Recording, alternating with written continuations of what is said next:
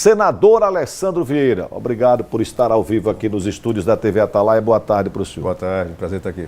Conte-nos os bastidores, como é que o senhor conseguiu cavar a sepultura, enterrar e jogar a terra na PEC da blindagem? Muito trabalho e muito importante é a mobilização do povo brasileiro, né? O povo brasileiro entendeu a gravidade daquela PEC. A PEC da blindagem, ela fazia basicamente uma proteção total contra qualquer investigação de qualquer tipo de crime para os políticos. Deputados federais, senadores, deputados estaduais, distritais e até presidente de partido. E aí você tem, Fábio, você que tem uma vida na política já longa, entre 88 e 2001 a gente tinha uma regra parecida. A consequência foi que nesse período a gente tinha mais de 300 tentativas de investigação por crime grave, homicídio, estupro, tráfico de entorpecentes, muitos casos de corrupção e só um investigado de 300.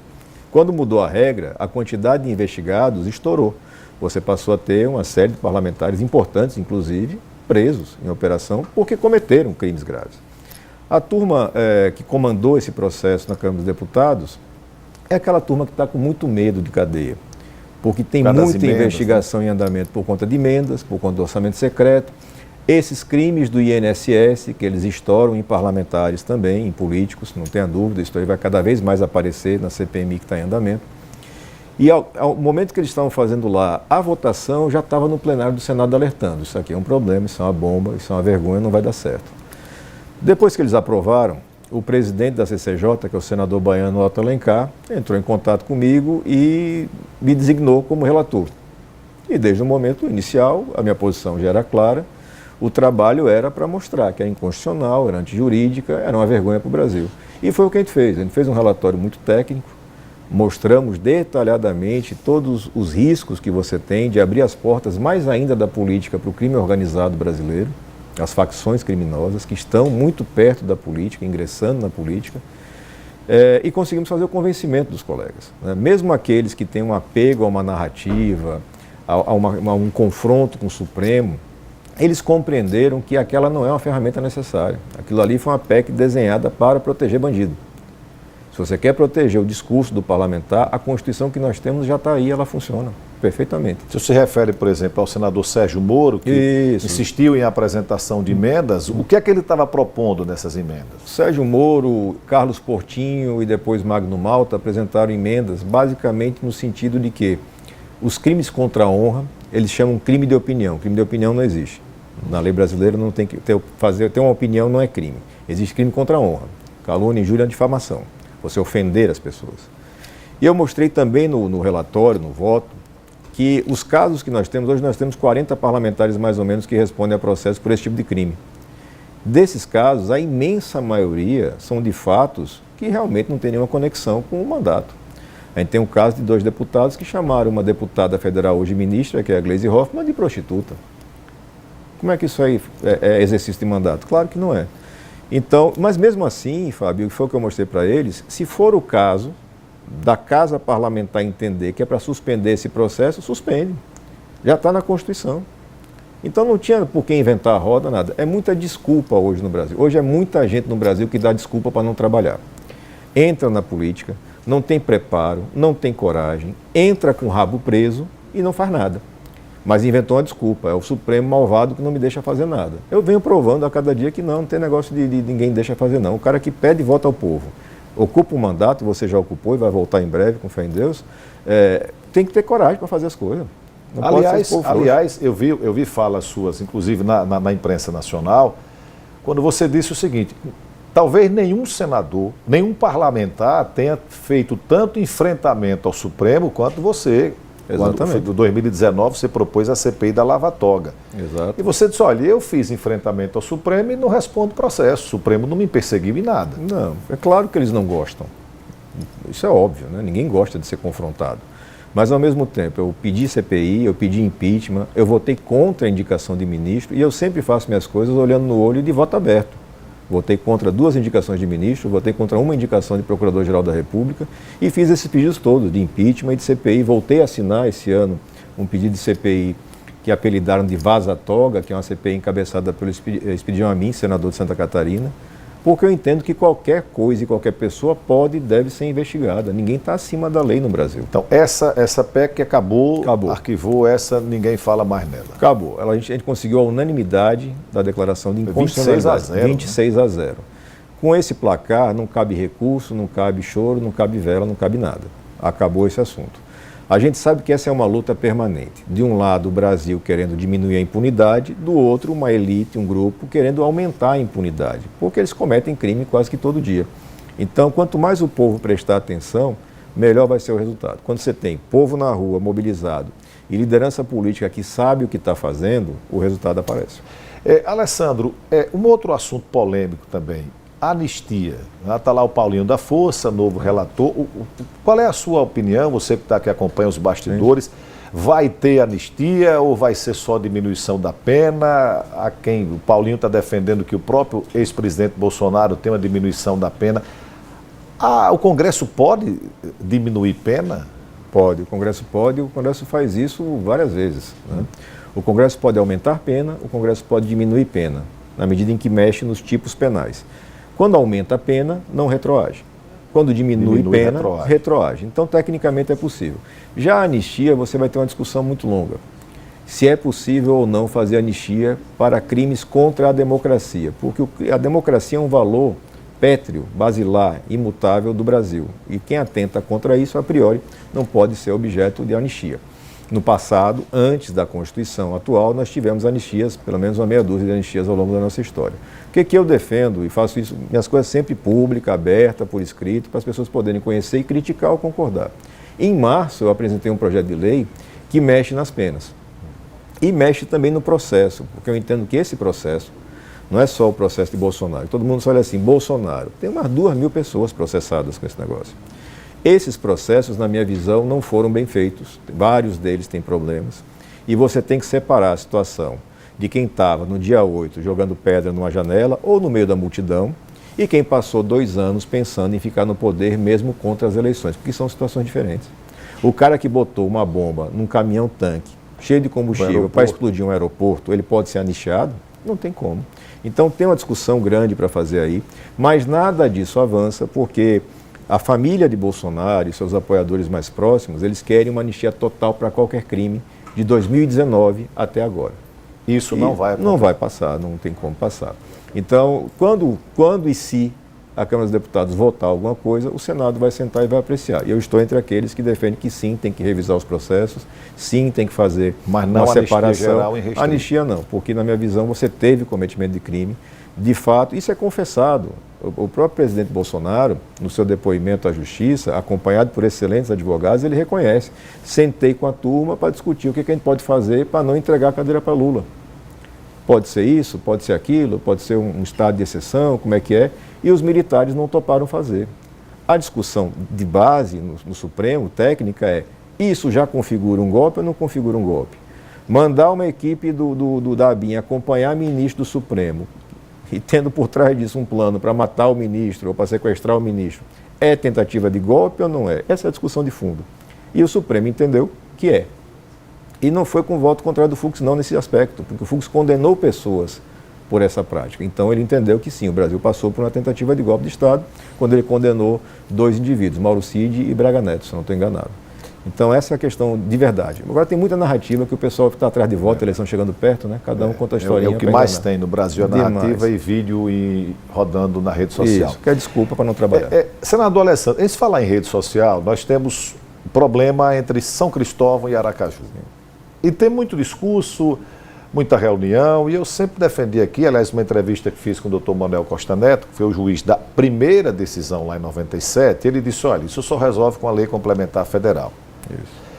Caso contrário, não vai resolver, não é caso de ação rescisória, como a Procuradoria do município entrou, enfim. E eu acompanhei que esta semana você esteve com deputados, já existe o projeto de lei complementar. Sim. Qual é a situação? Gostaria que o senhor falasse agora para quem é de São Cristóvão, para quem é de Aracaju, quando é que a gente vai poder resolver de fato esse problema? Essa semana, Fábio, eu fui atrás de acompanhar mais de perto e atuar mais de perto nessa questão. E a gente fez 2 coisas distintas. A primeira delas foi falar com o deputado Hildo Rocha, foi seu contemporâneo do Maranhão, ele é relator na Comissão de Constituição e Justiça da Câmara desse projeto que cria essa lei complementar para que as pessoas possam ser ouvidas e para que você tenha... Não é só para esse caso aqui, Não, é para o Brasil inteiro, porque você tem problemas no Brasil inteiro. O Wildo me disse o quê? Que é colega nosso de MDB. Ele disse que na próxima semana ele já vai ter esse parecer pronto, o parecer pela aprovação da lei, em um formato que atende o que Sergipe precisa, o que Aracaju e São Cristóvão precisam, para que você tenha finalmente esse plebiscito. Mas ele tem que ser justo com as pessoas, dando a informação completa. É uma lei que tem que passar Comissão de Constituição e Justiça, plenário da Câmara dos Deputados, depois Senado, quórum qualificado, vai para o Senado, pelo menos Comissão de Constituição e Justiça, depois plenário. Então, com toda boa vontade, isso demora um certo tempo. E envolve interesses de várias cidades. São disputas diversas, não é só uma disputa entre duas cidades na região metropolitana aqui de Aracaju. Então, ao mesmo tempo, eu entrei em contato com a prefeita Emília, com o prefeito Júlio, e informei que entendo que existe um caminho diverso para se fazer, que é o caminho de buscar a justiça com mandado de injunção. O mandado de injunção é uma ferramenta jurídica que serve justamente para suprir lacunas legislativas. Eu tenho direito, não consigo exercer meu direito porque falta uma lei que o Congresso deveria ter feito. No caso, o Congresso está em dívida de fazer essa lei desde a Constituição. Essa dívida, essa mora, como a gente chama lá no direito, já foi reconhecida pelo Supremo, judicialmente. Então, o que falta? Suprir a lacuna. Caminho para fazer isso, mandado de injunção.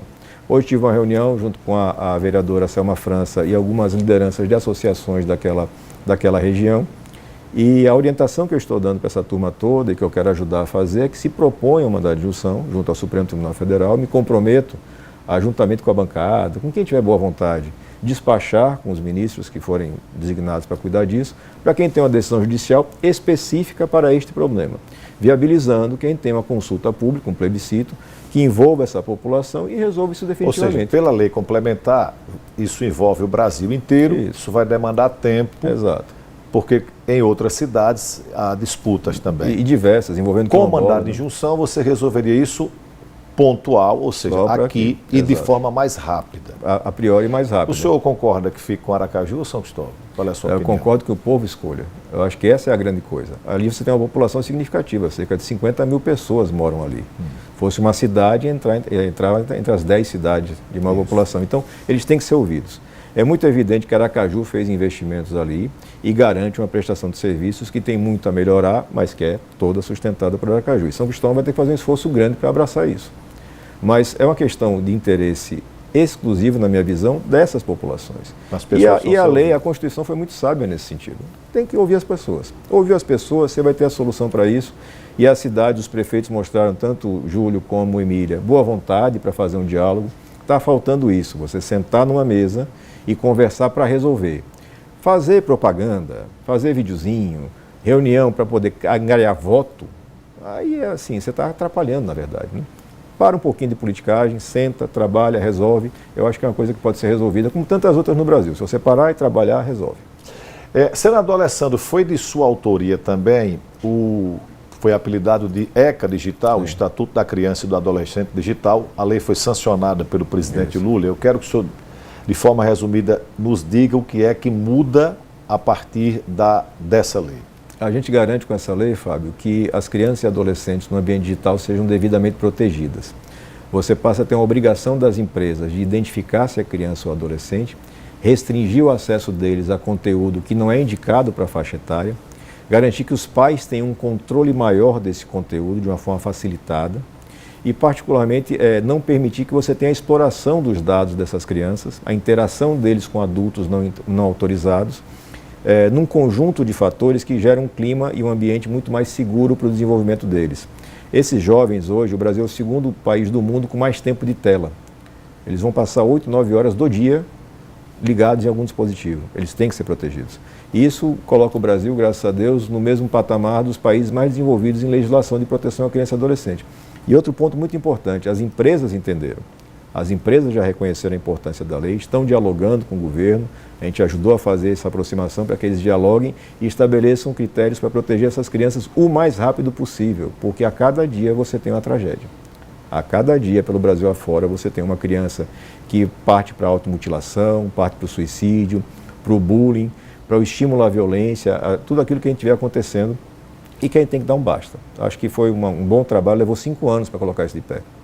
O vídeo do FEL que acelerou esse processo na Câmara dos Deputados foi importantíssimo, mas tinha 5 anos de trabalho, centenas de reuniões. Só funciona na pressão, né? É porque assim, às vezes os parlamentares não prestam muita atenção. Teve o senhor dizendo isso, ou é má vontade, ou é má fé, ou não sabe o que é que está votando. A realidade é essa. Você não pode, assim, o eleitor tem uma responsabilidade muito grande, porque a cada 2 anos a gente vota.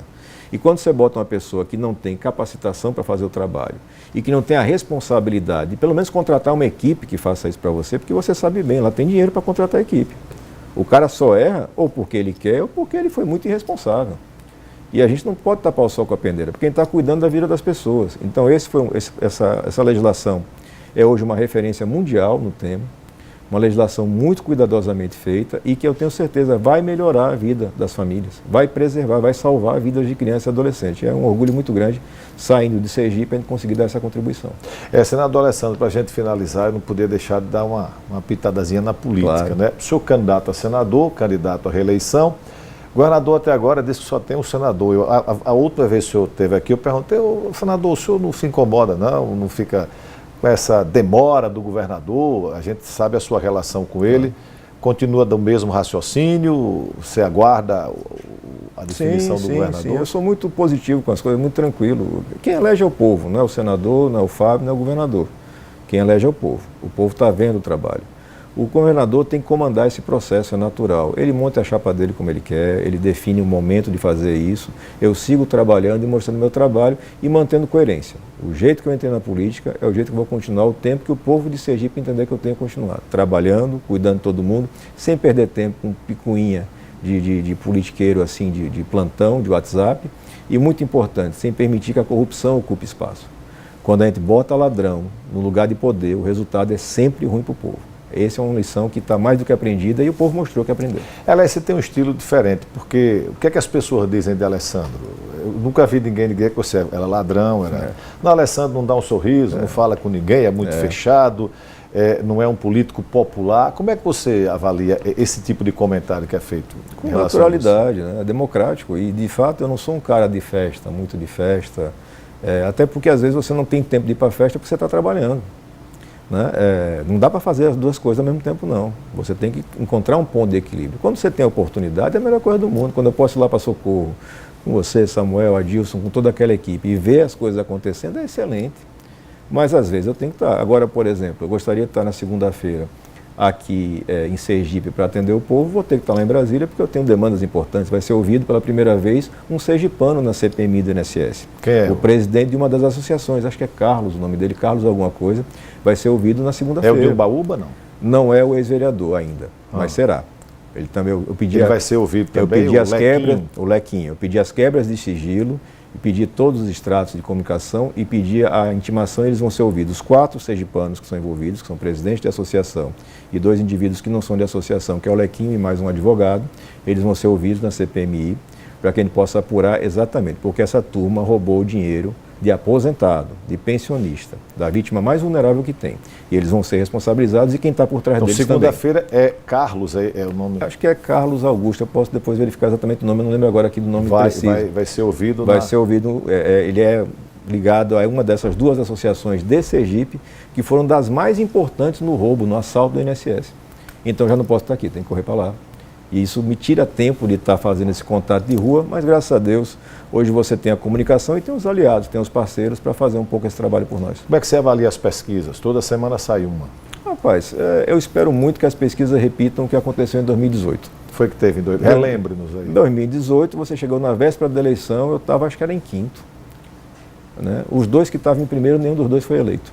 E você foi o mais votado. Exatamente, quase o dobro, né, botando com relação ao segundo. Então, pesquisa tem seu momento. As pesquisas de verdade, elas mostram a mesma coisa tem muito tempo. Você tem uma certa estabilidade, as pessoas não estão pensando em eleição ainda de senador. Ainda mais uma eleição de 2 candidatos. Mas a gente tem acompanhado isso, a gente sabe o que a gente faz. E a gente tem um reconhecimento cada vez maior de que é bom ter alguém em Brasília que trabalha para o povo e não trabalha só para o seu bolso ou para os seus amigos. Obrigado pela sua vinda aqui ao Balanço Geral. É sempre um prazer conversar com você, Alessandro. Valeu, até a próxima.